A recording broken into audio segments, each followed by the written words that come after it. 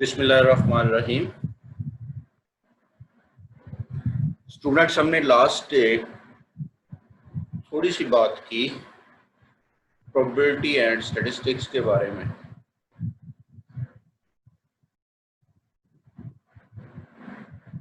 मैंने आपको इंट्रोडक्टरी चीज़ें बताई थी।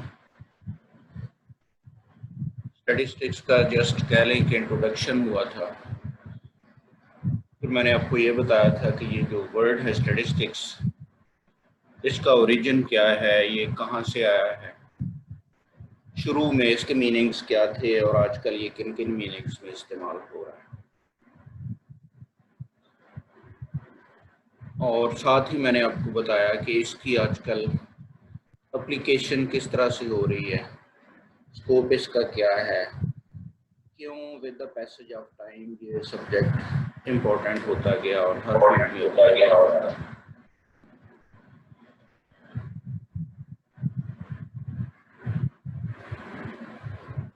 तो आज हम उसी को फर्दर लेके चलेंगे। कुछ बेसिक कंसेप्ट्स हैं जिनका आज जिक्र होगा।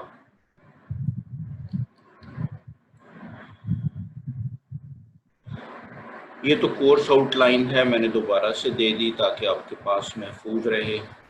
अगर कोई स्टूडेंट कल नहीं ज्वाइन कर सके तो उनके पास ये कोर्स आउटलाइन जो है सेव रहनी चाहिए। इसी तरह से हमने कल जिक्र किया था कि ये एक बुक है वालपोल, इसके राइटर हैं,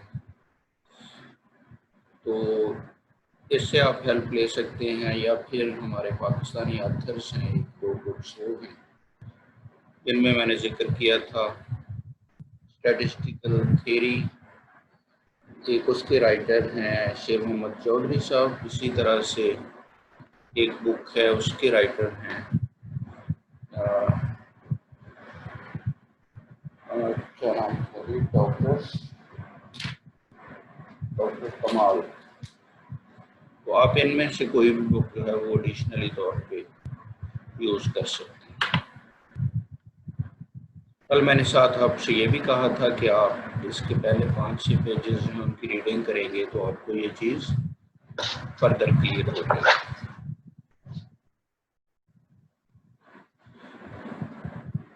अच्छा, स्टैटिस्टिक्स जहाँ पे हमारी हर फील्ड में हेल्प करती है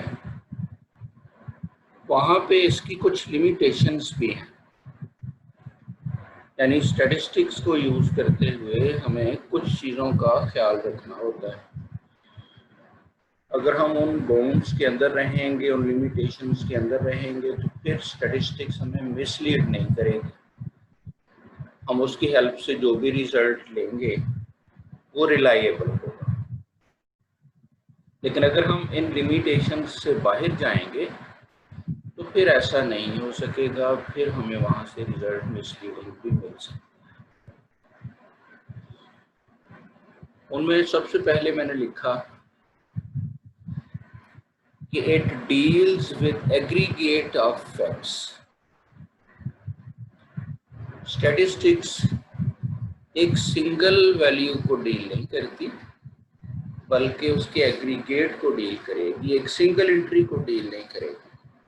जाहिर है सिंगल एंट्री को इसलिए डील नहीं करेगी कि सिंगल वैल्यू पे या सिंगल एंट्री पे या सैंपल साइज 1 होने के नाते हम उससे किसी किस्म का कोई एनालिसिस ही नहीं कर सकते।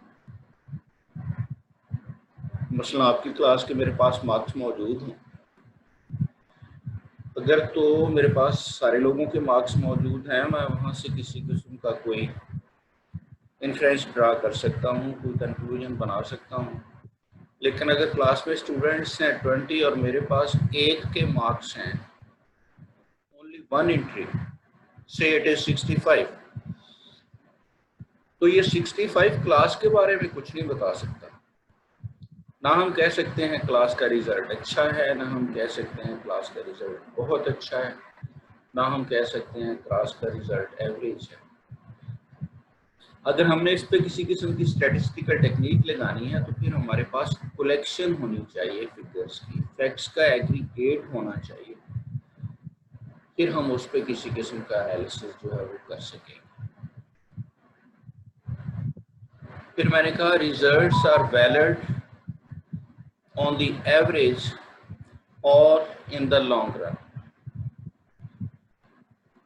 इन द लॉन्ग रन या ऑन दी एवरेज से मुराद है कि ज़्यादातर एंट्रीज पे वो रिजल्ट वैलिड होंगे, ज़्यादातर केसेस में वो रिजल्ट्स वैलिड होंगे, लेकिन हर केस में वो रिजल्ट वैलिड होना ज़रूरी नहीं। इसी की एग्जांपल अगर हम लें, हम कहें जी क्लास का रिजल्ट बहुत अच्छा है, तो इसका मतलब ये हरगिज़ नहीं होगा कि पूरी क्लास में कोई भी बच्चा ऐसा नहीं है जिसका रिजल्ट बुरा नहीं है। और अगर हम कहते हैं कि क्लास का रिजल्ट अच्छा नहीं है, तो इसका मतलब भी ये कतई नहीं होगा कि कोई भी बच्चा ऐसा नहीं है जिसने बहुत अच्छे नंबर नहीं लिए, बहुत अच्छे नंबर लिए हैं। यानी अगर क्लास की एवरेज हमारे पास फर्ज कर लें 70 है, तो हम इसको ओवरऑल अच्छा रिजल्ट कहेंगे। अब 70 एवरेज का मतलब ये कतई नहीं है कि कोई फेल नहीं हुआ, और ना ही रिजल्ट 70 होने का ये मतलब है कि कोई बच्चा 90% से ऊपर नहीं है। मे बी रिजल्ट बहुत अच्छा हो और 2 स्टूडेंट उसमें फेल हो गए हों, और ये भी हो सकता है कि रिजल्ट तो बहुत अच्छा ना हो लेकिन एक स्टूडेंट ऐसा हो जिसके मार्क्स 90+ में। यानी जो एवरेज रिजल्ट हम दे रहे हैं, जो हम ओवरऑल रिजल्ट दे रहे हैं, वो सब पे अप्लाई नहीं हो रहा, on the long run apply हो रहा।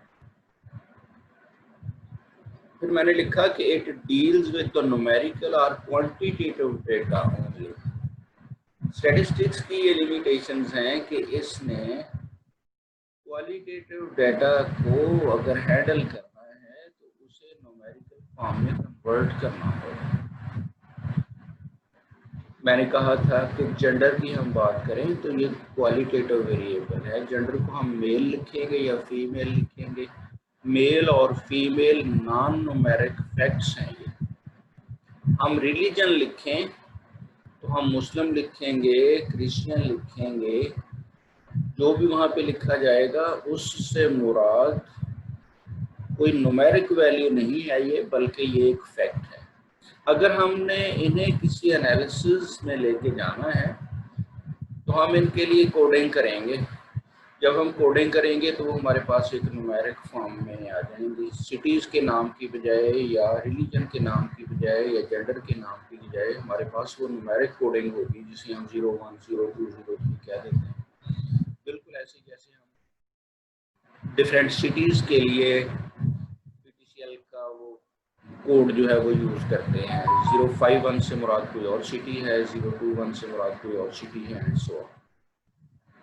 तो स्टैटिस्टिक्स ने सिर्फ और सिर्फ न्यूमेरिकल वैल्यू को या क्वांटिटेटिव डेटा को डील करना है। आप जानते हैं क्वांटिटेटिव में दोनों आ जाते हैं। अगर हमारे पास मेजर्ड वैल्यू है तो वो भी क्वांटिटेटिव है, और अगर हमारे पास काउंटेबल वेरिएबल से डेटा आया है, जैसे हम कहें number of students in A class, जैसे हम कहें number of persons in a classroom, जैसे हम कहें number of pages in a book, जहाँ पे नंबर का जिक्र आएगा वो काउंटेबल वैल्यू होगी। तो काउंटेबल वैल्यू को भी हम क्वांटिटेटिव ही कहेंगे। वो काउंटेबल हो या मेजरेबल हो, स्टैटिस्टिक्स उसको डील करेगी। अगर ये न्यूमेरिक नहीं है तो फिर स्टैटिस्टिक्स उसको डील नहीं करेगी। फिर है जी, results are misleading if sufficient care is not exercised. कौन कौन से स्टेप्स हैं जिन पे चलते हुए स्टैटिस्टिक्स ने काम करना है? डेटा की कलेक्शन होनी है, फिर उस डेटा को समराइज करना है। समराइज करते हुए हम डेटा की क्लीनिंग भी करते हैं, जिसमें कुछ वैल्यूज जो हैं वो उसमें से निकाल दी जाती हैं। फिर समराइज उसको इस अंदाज से करते हैं कि ना तो बहुत ज़्यादा इंफॉर्मेशन उसमें से रह जाए और ना ही ऐसा हो कि हमारे पास समरी बहुत बड़ी फॉर्म में हो। समराइज करने का पर्पज़ तो ये है कि डेटा को हम शॉर्ट कर लें, और अगर समरी की फॉर्म में भी वो बहुत बड़ा डेटा होगा तो फिर उसका ज़्यादा फ़ायदा नहीं होगा। इसी तरह समरी हम जिस वक्त करेंगे उसमें कुछ इन्फॉर्मेशन हमारे पास हिडन रह जाती है, तो इतना उसको समराइज नहीं करना, इतना उसको छोटी फॉर्म में नहीं लेके आना कि उसमें ज़्यादातर इन्फॉर्मेशन जो है वो हिडन हो जाए। ये चीज़ जो है इसका ख्याल रखना होगा। फिर समराइज करने के बाद हम उस पर कोई एनालिटिकल टेक्निक लगाएंगे, स्टैटिस्टिकल टेक्निक को लगाएंगे, तो वो डिपेंड करेगा कि हम उसमें हमारा फोकस क्या है, हमारा पर्पस क्या है डाटा कलेक्शन का, हम किस किस्म की स्टडी करना चाह रहे हैं, हम उसमें से क्या जानना चाह रहे हैं। तो यहाँ पे अप्रोप्रिएट टेक्निक यूज़ करना ज़रूरी है। और फिर है डाटा की इंटरप्रिटेशन उसने करनी है, तो इंटरप्रिटेशन वही शख्स कर सकेगा जो उस सब्जेक्ट का कंप्लीट नॉलेज रखता है। अगर सब्जेक्ट का कंप्लीट नॉलेज नहीं है तो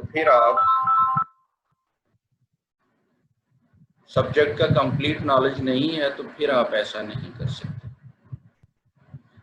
तो इसमें यह कहा गया है कि रिजल्ट्स मिसलीडिंग होंगे अगर आप प्रॉपर केयर नहीं कर सकते। किन किन स्टेप्स पे आपने प्रॉपर केयर करनी है? आपने डाटा कलेक्शन में, डाटा एनालिसिस में, डाटा इंटरप्रिटेशन में प्रॉपर केयर करनी है। उसके बाद है जी, a person having expert knowledge of statistics is required to handle the data। अगर वो शख्स जो डाटा को हैंडल कर रहा है वो पूरी की पूरी इंफॉर्मेशन नहीं रखता सब्जेक्ट की, तो फिर प्रॉब्लम होगी, वो वहाँ पे आपको मिसगाइड भी कर सकता है। इसके लिए ये ज़रूरी है कि जो शख्स आपको उस सारे डाटा को हैंडल करने के लिए जिसे ये जिम्मेदारी सौंपी गई है वो प्रॉपर उसका नॉलेज रखता है। यहाँ पे मैं थोड़ा सा कोट करना चाहूँगा। मैं एक जगह पे एक सेमिनार हो रहा था, ये तब की बात है, मैं अभी यूनिवर्सिटी का स्टूडेंट था, तो हमें भी उसमें बुलवाया गया। वहाँ पे एक साहब कहने लगे कि स्टैटिस्टिक्स ने मुझे तो हमेशा मिसगाइड किया है, मिसलीड किया है। क्वालिटी कंट्रोल पे बात हो रही थी, तो वो स्टैटिस्टिक्स के फील्ड से नहीं थे। वो कहने लगे मुझे स्टैटिस्टिक्स ने इस तरह से मिसगाइड किया है कि स्टैटिस्टिक्स कहती है कि एक शख्स का दायां हाथ अगर बर्फ में हो और बायां हाथ आग में हो तो on the average person is comfortable. इसी तरह से एक दो बातें उन्होंने और की। ऑडियंस ने एंजॉय तो खैर बहुत किया। तो बाद में फिर बारी आई जो हमारे वहाँ पे चेयरमैन थे डॉक्टर साहब की, तो उन्होंने फिर कहा कि with due respect sir, statistics is a subject but for the people who have common sense. यानी आपने अगर इसको इस्तेमाल करना है तो आपने अपनी सेंस भी यूज़ करनी है और अप्रोप्रिएट टेक्निक भी लगानी है। तो उन्होंने फिर वहाँ पे बाकायदा डिस्क्राइब किया। एक और एग्जांपल उन्होंने दी थी कि जी एक साहब जो थे वो सफ़र पे जा रहे थे और उनके साथ उनकी फैमिली भी थी, बच्चा भी था, तो फैमिली के 4 अफराद थे। तो रास्ते में दरिया आ गया, वो सोचने लगे कि इसको कैसे क्रॉस किया जाए। तो किसी ने उनसे कहा कि आप इस तरह करें कि आप चारों की हाइट नोट कर लें और दरिया की डिफरेंट पोजीशन से रैंडमली जो है वो डेप्थ नोट कर लें। ये आपके पास 2 डाटा बन जाएंगे, एक हाइट का डाटा और दूसरा दरिया की डेप्थ का डाटा। उन्होंने कहा आप दोनों की एवरेज ले लें, अगर आपकी हाइट की एवरेज ज़्यादा हुई तो आप क्रॉस कर जाएंगे। उन्होंने उसकी बात मान ली, वो दरिया में उतरे तो जाहिर है जो बच्चे जिनकी हाइट कम थी वो दरमियान में रह गए, वो मियाँ बीवी दरिया क्रॉस कर गए। तो डॉक्टर साहब ने फिर इनका जवाब देते हुए कहा था कि आपने यहाँ पे अप्रोप्रिएट टेक्निक नहीं लगाई, यहाँ पे एवरेज का कंपैरिजन नहीं होना था, जहाँ पे एक्सट्रीम वैल्यूज का कंपैरिजन होना था। तो समराइज करके हम उसको कह सकते हैं कि जो भी शख्स उसको इस्तेमाल कर रहा है उसके पास उसका एक्सपर्ट नॉलेज होना ज़रूरी है, अदरवाइज वहाँ से हमें मिसलीडिंग रिजल्ट्स मिलेंगे। बिल्कुल ऐसे ही जैसे आप कहते हैं नीम हकीम खतरा जान। फिर कहा जी used only for analysis of data, it can not be change the nature of the cause affecting the statistical data. कल हमने जिक्र किया था कि डेटा के चेंज होने की काजेज होती हैं। एक वैल्यू दूसरी वैल्यू से डिफर कर रही है तो उसकी कई एक काजेस होती हैं। मल्टीप्लिसिटी ऑफ काजेस का लफ्ज हमने कल इस्तेमाल किया था, यानी क्लास में 15 स्टूडेंट्स हैं, उनके नंबर एक दूसरे से मुख्तलिफ है तो उसकी कई एक काजेस हैं। उसमें टीचर का रोल भी है, उसमें स्टूडेंट की अपनी इनपुट भी है, उसमें बाई चांस किसी के लिए पेपर फेवरेबल आ गया, ये चीज़ भी डिपेंड करती है, स्टूडेंट की IQ भी काउंट होती है। तो बहुत सी चीज़ें हैं जो उसको अफेक्ट कर रही हैं। डाटा एक चीज़ से इफेक्ट नहीं हो रहा बल्कि उसको अफेक्ट करने वाली काजेस बहुत सी हैं। तो स्टैटिस्टिक्स ने उन काजेस को नहीं चेंज करना। स्टैटिस्टिक्स ने आपको रिजल्ट देना है, कंक्लूजन देना है, उसके बाद आपने फिर काजेस पे फोकस करना है कि अच्छा कौन सा वीक एरिया था जिसको मैं इम्प्रूव करूँ। तो स्टैटिस्टिक्स उसकी जो नेचर है चेंज की उसको नहीं अफेक्ट करेगी।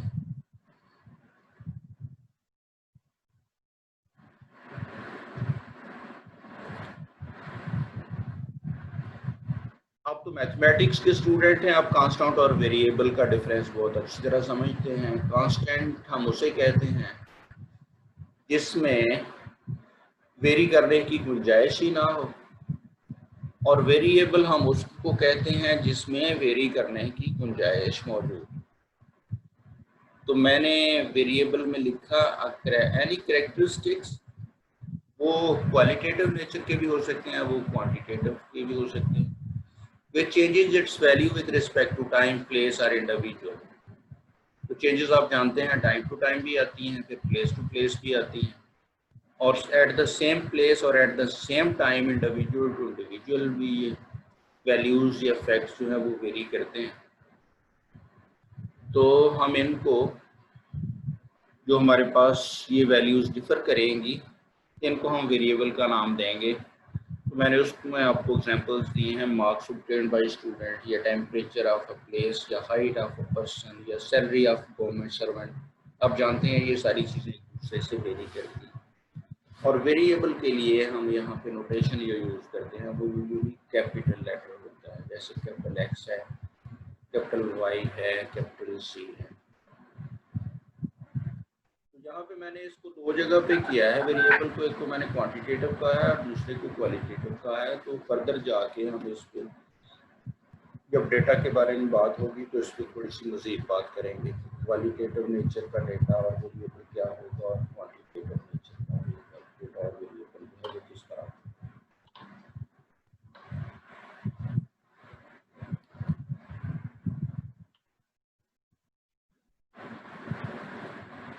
आप जानते हैं कि वेरिएबल हम उसे कहते हैं जिससे डेटा जनरेट होता है। वेरिएबल की डिफरेंट वैल्यूज़ हमारे सामने आती हैं तो उससे डेटा जनरेट होता है। जाहिर है अगर एक से ज़्यादा वेरिएबल्स, एक वेरिएबल है और एक से ज़्यादा एंट्रीज हैं तो हम उसको फिर डेटा कहेंगे। तो मैंने दोनों की डेफिनेशन इकट्ठी ही लिखनी है, वेरिएबल की और डेटा की। यानी वेरिएबल क्वालिटेटिव है तो उससे जो डेटा जनरेट होगा उसकी नेचर भी क्वालिटेटिव होगी। इसी तरह अगर वेरिएबल नेचर में क्वांटिटेटिव है तो उससे जो डाटा जनरेट होगा उसकी वैल्यू जो है वो न्यूमेरिक फॉर्म में होगी, या वो काउंटेबल होगी या वो मेजरेबल होगी। तो क्वालिटेटिव डाटा क्वालिटेटिव वेरिएबल से जनरेट होगा और क्वांटिटेटिव डाटा क्वांटिटेटिव वेरिएबल से जनरेट होगा। तो मैंने लिखा variable which changes only in quality. Quality से मुराद है कि हम उससे न्यूमेरिकली मेजर नहीं कर सकते। From one individual to another is called qualitative variable और क्वालिटेटिव डेटा। अगर वेरिएबल है तो वो क्वालिटेटिव वेरिएबल कहलाएगा और उससे डेटा जनरेट कर लिया हमने, फैक्ट्स को एक जगह पे लिख लिया। क्लासरूम की उसमें 10 लोग थे, हमने उसमें ये लिखा कि किस स्टूडेंट का ताल्लुक किस प्रोविंस से है, तो किसी स्टूडेंट के नाम के सामने पंजाब लिखा होगा, किसी के नाम के सामने KPK लिखा होगा, किसी के नाम के सामने सिंध लिखा होगा।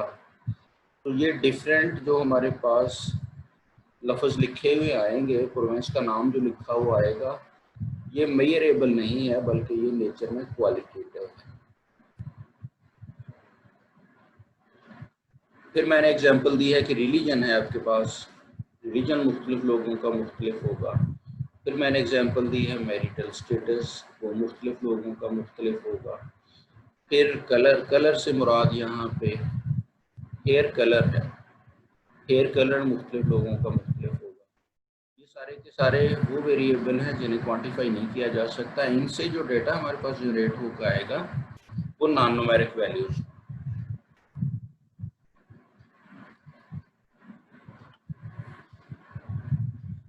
इसके बाद हम बात कर रहे हैं क्वांटिटेटिव डेटा की या क्वांटिटेटिव वेरिएबल की। तो एक ऐसा वेरिएबल जो क्वांटिटी में चेंज हो रहा है, जिसकी वैल्यू क्वांटिफाई की जा सकती है इंडिविजुअल टू इंडिविजुअल। जैसे मैंने एग्जांपल में कहा हाइट है, अगर हम स्टूडेंट्स की ही हाइट की बात करें तो वो इंडिविजुअल टू इंडिविजुअल वेरी करती है और हम उसको मेजर करके न्यूमेरिक फॉर्म में लिख सकते हैं। हम कह सकते हैं हाइट 71 इंचेस है, या हम कह सकते हैं हाइट 69 इंचेस है, या हम कह सकते हैं हाइट जो है वो 6 फीट है। इसी तरह वेट है, वेट को हम पाउंड में या केजीज में मेजर करते हैं। इसी तरह एज है, एज ऑफ डिफरेंट इंडिविजुअल्स। तो आप एक क्लासरूम में अगर 15 लोग बैठे हैं तो आपकी एज जो है वो एक दूसरे से थोड़ी थोड़ी डिफर करेगी। अगरचे हम एज को लिखते हुए ईयर्स या मंथ तक ही लिखते हैं, लेकिन ये भी मेजर्ड वेरिएबल है। उसकी रीज़न ये है कि at each and every moment the age of each individual is increasing, it is changing at each and every moment। तो हम उसको घंटों में मिनटों में तो नहीं लिख सकते, लेकिन है ये मेजर्ड वेरिएबल, नेचर में ये मेजर्ड है। इसी तरह पर कैपिटा इनकम मुख्तलिफ मुल्कों में जो लोग रहते हैं, पाकिस्तान में पर कैपिटा इनकम कुछ और होगी, इंडिया में कुछ और होगी, बांग्लादेश में कुछ और होगी, एंड सच अदर्स। फिर है import and export of different countries.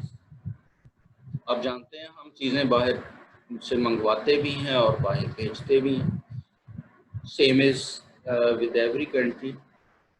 तो उनकी इंपोर्ट का वॉल्यूम और उनकी एक्सपोर्ट का वॉल्यूम जो है उसको हम क्वांटिफाई कर सकते हैं। ये क्वांटिटेटिव वेरिएबल कहलाएगा और डेटा जो वहाँ से जनरेट होगा वो क्वांटिटेटिव डेटा कहलाएगा। फिर है हमारे पास प्रोडक्शन ऑफ डिफरेंट कंपनीज। मुख्तलिफ कंपनीज मुख्तलिफ प्रोडक्ट्स बना के मार्केट में सेंड करती हैं। तो अगर एक पर्टिकुलर किस्म की एक आइटम जो है वो मुख्तलिफ कंपनीज से प्रोड्यूस होके आ रही है, तो कौन सी कंपनी की प्रोडक्शन कितनी है, किसकी प्रोडक्शन ज़्यादा है, किसकी कम है, उसको हम क्वांटिफाई कर सकते हैं। तो क्वांटिटेटिव वेरिएबल जो है एक ऐसा वेरिएबल होगा जिसमें आने वाली वैल्यूज न्यूमेरिक फॉर्म में होंगी। तो वो न्यूमेरिक फॉर्म दो तरह की हो सकती है, एक वो होल नंबर हो सकता है और दूसरा वो हमारे पास कंटिन्यूस नंबर हो सकता है, यानी with decimal. Whole number countable process से हमारे सामने आता है, जबकि कंटिन्यूस जो डेटा है हमारे पास वो मेजर्ड प्रोसेस के साथ आता है। अगर काउंटिंग करेंगे तो डिस्क्रीट हो जाएगा, और अगर हम उसको मेजर करेंगे तो फिर वही डिस्क्रीट की बजाय कंटिन्यूस कहलाएगा।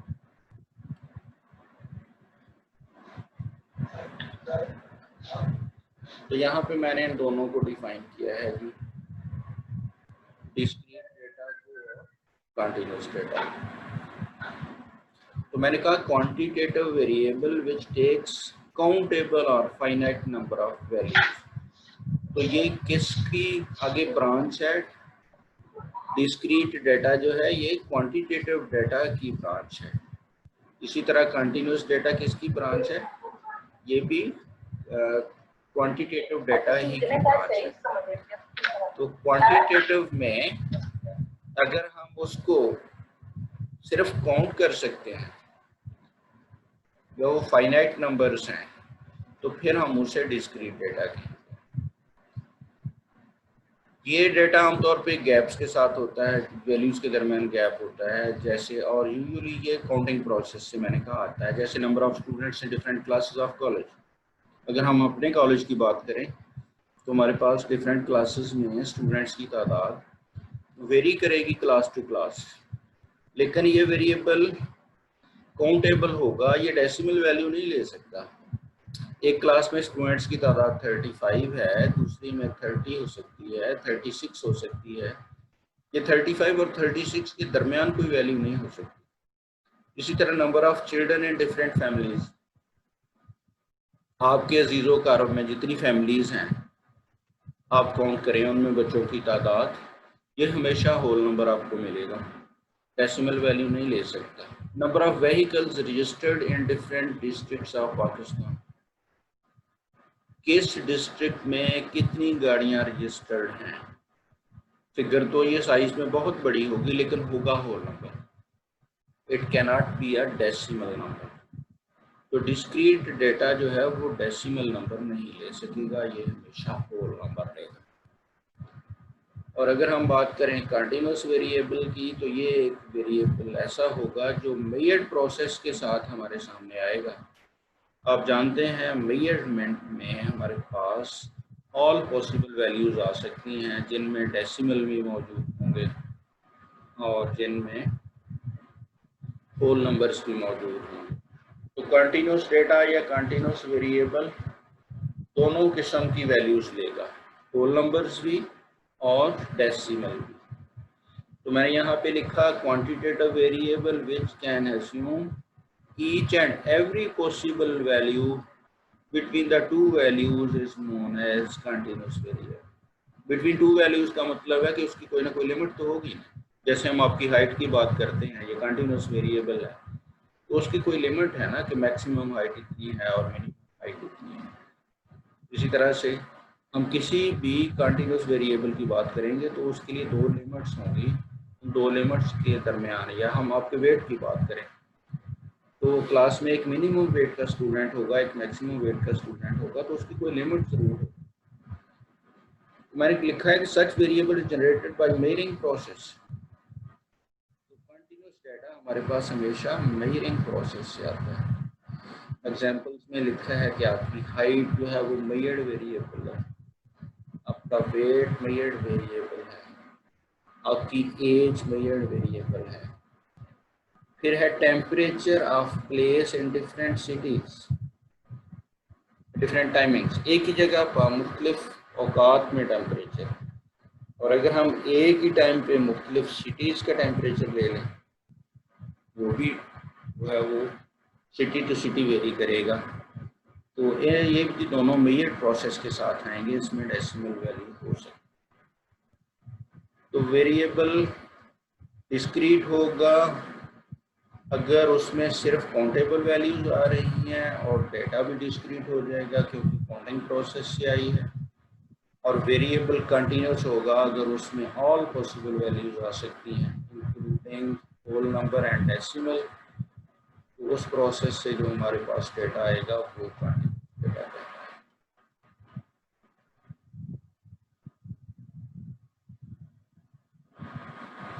हमारे पास जो डेटा होता है हम इनिशियली उसको या तो प्राइमरी डेटा कहते हैं या सेकेंडरी डेटा।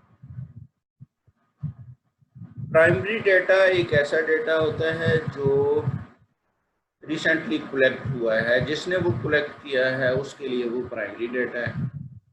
और अगर हम इसकी बजाय कहीं से कलेक्टेड डेटा उठा लें जिस पे किसी किस्म की कोई पहले स्टडी हो चुकी है, मसलन एक रिसर्च ऑर्गेनाइजेशन ने ऑलरेडी एक रिसर्च कर रखी है, उन्होंने डाटा कलेक्ट किया, जाहिर है फिर उस डाटा की उन्होंने क्लीनिंग की होगी, फिर उसको समराइज किया होगा, फिर उसकी एनालिसिस लगाने के बाद कोई कंक्लूजन ड्रा किया होगा एंड सच। तो वो सारा काम कर चुके हैं। वहाँ से जो डाटा आपको मिलेगा वो समराइज्ड फॉर्म में होगा, किसी टेबुलेशन शेप में होगा, कंडेंस्ड फॉर्म में होगा, उसमें बहुत सी चीज़ें हिडन होंगी। तो वो वाला डाटा, ऑर्गेनाइज्ड शेप वाला डाटा अगर वहाँ से आप लेते हैं तो वो आपके लिए सेकेंडरी डाटा कहलाएगा। अगर आप खुद फील्ड में जाके कलेक्ट कर रहे हैं तो वो आपके पास प्राइमरी डाटा कहलाएगा। और अगर आप एक ऐसा डेटा उठाते हैं जो ऑलरेडी किसी ऑर्गेनाइजेशन ने कलेक्ट किया हुआ है, भले वो आप किसी न्यूज़पेपर से ले लें, वो किसी मैगजीन से ले लें, वो किसी रिसर्च ऑर्गेनाइजेशन में जाके वहाँ से ले लें, या फेडरल ब्यूरो ऑफ स्टैटिस्टिक्स से ले लें, वो आपके लिए सेकेंडरी डेटा कहलाएगा। तो प्राइमरी डेटा और सेकेंडरी डेटा की जो टर्मिनोलॉजी है, इसमें सिंपल सा मैसेज ये है कि प्राइमरी डेटा वो है जो आपने खुद कलेक्ट किया है, आपने फिर खुद ही उसकी क्लीनिंग करनी है, आपने खुद ही उसको समराइज करना है और फिर आपने उसको एनालाइज करना है। जबकि सेकेंडरी डेटा वो है जो पहले किसी ने कलेक्ट किया था, उस पर काम हो चुका है और अब आपके हाथ में वो आया है, तो वो किसी समराइज्ड फॉर्म में है, वो किसी टेबुलर शेप में है, लिहाजा वो आपके लिए अब सेकेंडरी डेटा। तो प्राइमरी डेटा जो हमारे पास आता है या सेकेंडरी डेटा आता है, उसको हम ट्रीटमेंट के एतबार से 3 कैटेगरीज में डिवाइड कर सकते हैं। डेटा बाय ट्रीटमेंट, हम इसे कहेंगे types of data bye treatment. जो सबसे पहली शेप हमारे सामने आती है जिस वक्त हम डाटा कलेक्ट कर रहे होते हैं, मसलन मैं आपकी हाइट का डाटा कलेक्ट करना चाहूँ, मैं आपसे क्या करूँगा, मैं क्लास में खड़ा हो जाऊँगा, मैं आपसे पूछता जाऊँगा आपकी हाइट कितनी है, या हम आपकी हाइट मेजर करके लिखेंगे। तो मैं जब एंट्रीज लिख रहा हूँ एक तरफ से एक एक बच्चे से पूछ के, तो कभी कोई वैल्यू छोटी आ जाएगी और कोई वैल्यू बड़ी आ जाएगी। इसमें किसी किस्म की कोई अरेंजमेंट नहीं होगी, इसमें किसी किस्म की कोई ग्रुपिंग नहीं बनी हुई होगी, बल्कि ये एक ऐसी शेप होगी जिसे हम रॉ डेटा कहेंगे। ये रॉ का वही लफ्ज़ है जो फैक्ट्रीज वाले में यूज करते हैं कि जी हमने फैक्ट्री में रॉ मटेरियल मंगवाया है और हम फिर वहाँ से प्रोडक्ट बना के भेजेंगे। जैसे कॉटन जो है वो रॉ मटेरियल है और वहाँ से जो कपड़ा बन के जा रहा है वो तैयार मटेरियल है। तो सिमिलरली हमारे पास ये वाली शेप जो है उसको हम रॉ डेटा का नाम देते हैं। अच्छा, जो हमारे पास सबसे पहले डाटा आता है, मैंने कहा उसमें कोई रिदम और कोई सिमेट्री नहीं होती, तो उसको किसी रिदम और किसी सिमेट्री में लाने के लिए काम हम ये कर सकते हैं कि हम उसको असेंडिंग ऑर्डर में या डिसेंडिंग ऑर्डर में अरेंज कर लें। अब जानते हैं कंप्यूटर पे जस्ट हमने एक की प्रेस करनी है तो उसने उसको अरेंज कर देना है डिसेंडिंग ऑर्डर में, या उसको अरेंज कर देना है असेंडिंग ऑर्डर में। तो असेंडिंग ऑर्डर या डिसेंडिंग ऑर्डर में अगर हमने उसको अरेंज किया है तो हम उसे एरे डेटा का नाम देते हैं। एरे में दोनों शेप्स हो सकती हैं, एरे में हमारे पास असेंडिंग ऑर्डर भी हो सकता है और एरे में हमारे पास डिसेंडिंग ऑर्डर भी हो सकता है। और तीसरी शेप है जिसे हम नाम देते हैं ग्रुप्ड डेटा। ग्रुप्ड डेटा में हम सिमिलैरिटीज को या डिफरेंसेस को मद्देनजर रखते हुए हम डिफरेंट ग्रुप्स बना देते हैं। जैसे हम कहें जी चलें, एक ग्रुप उन स्टूडेंट्स का है जिनके मार्क्स 80+ हैं, दूसरा ग्रुप उनका है जिनके मार्क्स 70 से 80 की रेंज में हैं, तीसरा ग्रुप उनका है जिनके मार्क्स 60 से 70 की रेंज में हैं, एंड सो ऑन। तो यहाँ पे हमारे पास डिफरेंट ग्रुप्स बन जाएंगे, उसके सामने हम मेंशन कर देंगे कि किस ग्रुप में कितने स्टूडेंट फॉल करते हैं। डेटा की ये वाली जो शेप है इसे हम ग्रुप डेटा का नाम देंगे। तो डेटा को जब हम न्यूमेरिकली डील करेंगे एनालिसिस के लिए, तो उसमें वो डेटा की इन तीनों में से कोई शेप होगी जो हमारे सामने आएगी। तो जिस तरह की डेटा की शेप होगी उसके अकॉर्डिंगली उसके फार्मूला जो है वो वेरी करता है।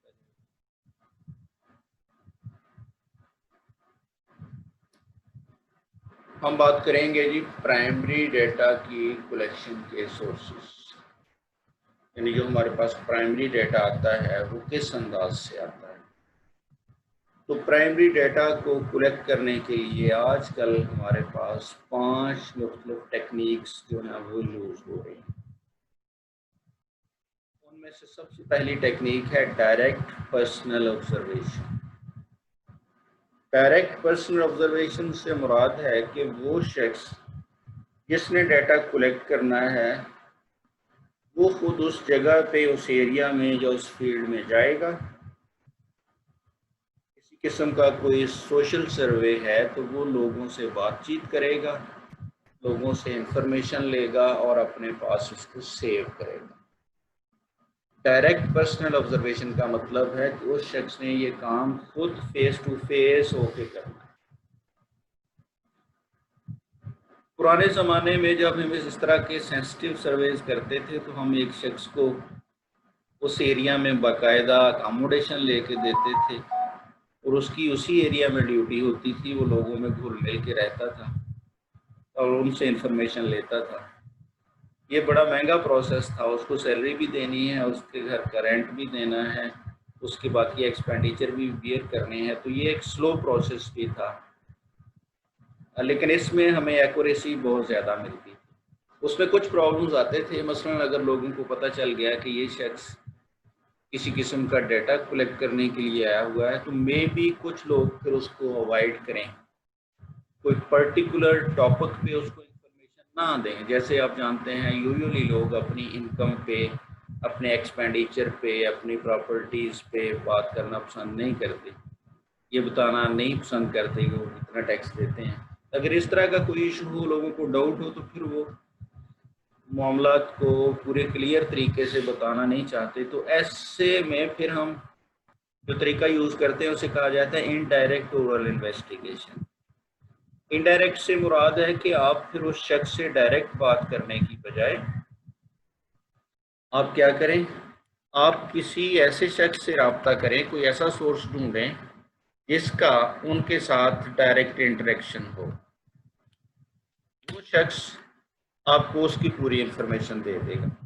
मसलन मेरे पड़ोसियों के बारे में ज़्यादातर इंफॉर्मेशन जो है वो मेरे पास मौजूद होगी, तो मेरे से कोई अगर शख्स ये इंफॉर्मेशन लेना चाहे तो वो ले सकता है।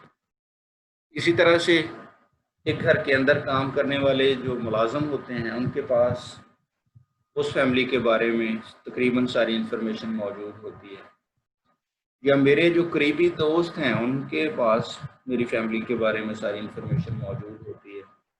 तो जहाँ हमें लगे कि डायरेक्ट पर्सनल ऑब्जर्वेशन के साथ हमें सही इंफॉर्मेशन वहाँ से नहीं मिल रही, मिसलीडिंग रिजल्ट मिल रहा है, तो फिर हम वहाँ पे कोई डिफरेंट टेक्निक यूज़ करते हैं।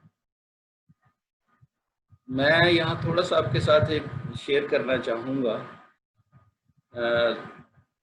इस जॉब में आने से पहले मैं एक एनजीओ में काम करता था।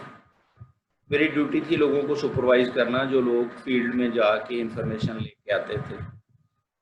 तो मेरे पास एक फैमिली की इंफॉर्मेशन आई कि जी फैमिली का जो सरबराह है वो टेलर मास्टर है। टेलर मास्टर से मुराद है कि किसी की शॉप पे बैठ के वो कपड़े सीता है। ये बहुत पुरानी बात है और उसको 100 रुपये पर सूट मिलते हैं। मैंने कहा दिन में कितने सूट, तो कहने लगे जी 2-3 सूट दिन में सीता है, जबकि उनका एयर कंडीशन घर था और लग्जरी किस्म की गाड़ी भी घर पे मौजूद थी, और उन्होंने कहा कि ये रेंटेड हाउस है हमारा, और 7 अफराद की फैमिली थी। तो बाद में पता चला कि वो जो इन्फॉर्मेशन उन्होंने दी है वो दुरुस्त नहीं है, वो मिसलीडिंग है। तो वो पता कैसे चला, वो फिर इनडायरेक्ट सोर्स से पता चला कि जो इन्होंने इनकम के बारे में इंफॉर्मेशन हमें दी है वो इंटायरली मिसलीडिंग है। तो डायरेक्ट तरीके के साथ हमें प्रॉब्लम हो रही हो तो फिर हम उसके लिए इनडायरेक्ट मेथड यूज करते हैं। तीसरा तरीका जो है, जो सबसे आसान है लेकिन उसमें हमें रिजल्ट इतना अच्छा नहीं मिलता, वो है इन्वेस्टिगेशन थ्रू मेल और ईमेल। यानी मैं क्या करूं कि मैंने 400 लोगों से डाटा कलेक्ट करना था, तो मैं 400 फॉर्म बनाऊं, जिसे हम क्वेश्चनियर का नाम देते हैं, उर्दू में सवालनामा जिसे हम कहते हैं। वो 1 या 2 पेजेस का होता है, जिसमें या तो MCQs ऑप्शन होती हैं या यस नो, इस तरह से, जिसे फिल करना ज़रा आसान हो। वो हम थ्रू मेल उन लोगों को भेज देते हैं और साथ उनसे रिक्वेस्ट करते हैं कि आप इसे फिल करके हमें इस एड्रेस पे वापस कर दें, या हम ईमेल के थ्रू उन्हें सॉफ्ट कॉपी भेज देते हैं और हम उनसे रिक्वेस्ट करते हैं कि आप इसे फिल करें और हमें रिटर्न कर दें। तो ये तरीका तो आसान है, लेकिन इसमें सबसे बड़ी प्रॉब्लम जो है वो ये है कि अगर हम 400 लोगों को मेल करते हैं, 400 लोगों को क्वेश्चनियर भेजते हैं, तो मुश्किल से उनमें से 250 लोग या 200 लोग रिस्पॉन्ड करते हैं। तो जो हमने सैम्पल साइज डिसाइड किया होता है वो हमारा सैम्पल साइज उतना नहीं रहता, वो बहुत कम हो जाता है, लिहाजा ये तरीका जो है वो सक्सेसफुल नहीं है। आपको भी शायद कभी वास्ता पड़ा हो कि आपके पास यूनिवर्सिटी में, कॉलेज में कुछ लोग आए हों कि जी ये थोड़ी सी इंफॉर्मेशन हमें चाहिए, ये आप हमें फिल करके दें, तो उसको हम क्वेश्चनेयर का नाम देते हैं। तो ये मेल के थ्रू उसको फिल करवाने वाला या ईमेल के थ्रू फिल करवाने वाला ज़्यादा सक्सेसफुल नहीं है, इसलिए कि हमें उसमें रिस्पांस कम मिलता है। उसका फिर एक और तरीका है कि वही क्वेश्चनेयर जो आप उन्हें मेल के थ्रू भेज रहे हैं वो किसी बंदे के हाथ दे के उनके पास भेजें, और वो शख्स जो है वो थोड़ा पढ़ा लिखा हो ताकि उनके साथ बातचीत करके वो वहाँ पे वो सारी इंफॉर्मेशन लिख सके। तो वो शख्स जिसको हम वहाँ भेजते हैं उसको हम एन्यूमरेटर कहते हैं, और इस प्रोसेस को हम एन्यूमरेशन का नाम देते हैं। तो एन्यूमरेशन में एन्यूमरेटर चूँकि एक पढ़ा लिखा शख्स होता है, लिहाजा अगर उसका वास्ता अनपढ़ लोगों के साथ भी हो, इलिटरेट लोगों के साथ भी हो, तो वो वहाँ पे उनकी लैंग्वेज में, उनकी लोकल लैंग्वेज में बात करके वहाँ से इंफॉर्मेशन कलेक्ट करके वो उसमें लिख के वापस ले आता है। ये मेथड थोड़ा सा कॉस्टली है, इसलिए कि एक क्वेश्चनेयर के लिए आपको बाज़ औक़ात एक से ज़्यादा दफ़ा वहाँ पे जाना पड़ता है। आप गए और वो कंसर्न्ड पर्सन अवेलेबल नहीं था, या उसने कहा मैं बिज़ी हूँ, आप 2 घंटे बाद आ जाएं। लेकिन इसमें एक एडवांटेज ज़रूर है कि आप अगर 400 साइज़ का सैंपल लेके चले हैं तो आप 400 लोगों से, चूँकि खुद जाके इंफॉर्मेशन ले रहे हैं, ये काम एन्यूमरेटर खुद कर रहा है, तो आप उनसे जाके ये इंफॉर्मेशन ले सकते हैं। एन्यूमरेटर्स को बाकायदा ट्रेनिंग दी जाती है कि आपने क्वेश्चन किस अंदाज से पूछना है। इसी तरह क्वेश्चनेयर बनाने के लिए डिफरेंट टेक्निक्स हैं हमारे पास, जिसमें इस चीज़ का ख्याल रखा जाता है कि क्वेश्चनेयर इस अंदाज से बनाया जाए कि लोग उसमें बोरियत फील ना करें, ज़्यादा टाइम कंज्यूमिंग ना हो, और वो उसको रिस्पॉन्ड करें। और लास्ट सोर्स है हमारे पास लोकल कॉरेस्पोंडेंट। लोकल कॉरेस्पोंडेंट से मुराद कोई एक ऐसा शख्स है जो वहाँ पे उस एरिया में जहाँ से हम ये इंफॉर्मेशन कलेक्ट कर रहे हैं किसी किस्म की कोई ज़िम्मेदारी रखता है, या वो कोई इलेक्टेड पर्सन है, या वो वैसे सोशल किस्म का कोई शख्स है। आप जानते हैं इस तरह के लोगों के पास आम लोगों की निस्बत लोकल इन्फॉर्मेशन जो है वो ज़्यादा होती है। तो अगर हम उनसे ये इन्फॉर्मेशन ले लेते हैं तो फिर हमें पर्सन टू पर्सन सबको विज़िट नहीं करना पड़ेगा, बल्कि 1 या 2 लोकल लोग होंगे जो हमें उस पूरे एरिया की इन्फॉर्मेशन दे देंगे। जैसे एग्रीकल्चर से रेलिवेंट हम इंफॉर्मेशन लेना चाहते हैं तो हमें विलेज लेवल पे एक नंबरदार अवेलेबल होता है।